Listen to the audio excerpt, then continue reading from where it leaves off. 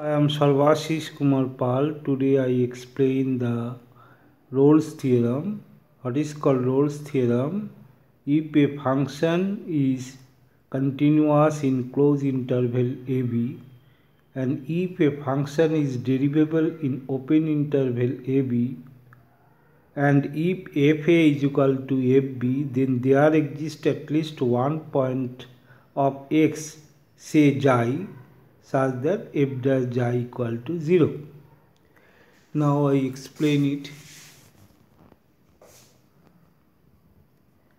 Rolle's theorem: if a function fx be continuous in closed interval ab and derivable in open interval ab and fa is equal to fb, then there exists at least one value of x, say xi, such that f dash xi equal to 0 for xi is less than b is greater than a.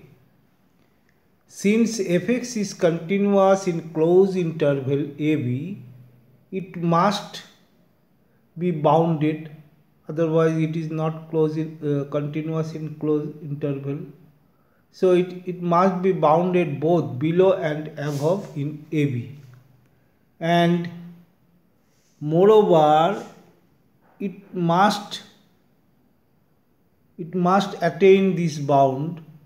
Let m and small m be respectively least upper bound and greatest lower bound. Two cases arises. First, if m and m are equal, we have m equal to m is equal to fa equal to fb.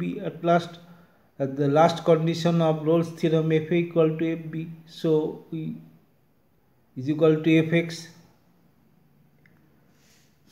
for which x is less than equal to b is greater than a. So fx is constant here throughout, and hence its derivative vanishes. We know the constant term, derivative of constant must be 0, so vanishes for every value of x in ab, and the theorem holds for any choice of xi between a and b. Theorem holds because condition is fulfilled here. Conditions are fulfilled. But if m not equal to m, either m or m, if not both, either m or m, or if not both, be different from equal value of fa, fb, suppose m not equal to fa, fb. Now let fx attain the value m for x equal to xi. Obviously xi is less than b is greater than a. The function fx, which is derivable in open interval, the second condition of Rolle's theorem. So in a particular, the derivable at x equal to xi, it means f dash xi exists. F dash xi exists. And if f dash xi is greater than 0, then there exists an open interval such that for every value fx is greater than f xi. We know that if a function is increasing function, then the condition of increasing function is x is less than xi plus delta is greater than xi, fx must be greater than f xi. And we consider f xi equal to m. So fx is greater than least upper bound. Is it a contradiction arise? And if f dash x is less than 0, so xi is less than x is greater than xi minus delta. This is the condition of a decreasing function. here fx is greater than fj, which is also impossible. So that is possible only f dash j equal to 0. In this point we do here not increasing, not decreasing here, and that's why f dash j equal to 0. Here f dash j, here f dash j, here f dash j equal to 0. This is the condition. And now the three conditions of Rolle's theorem are a set of sufficient conditions.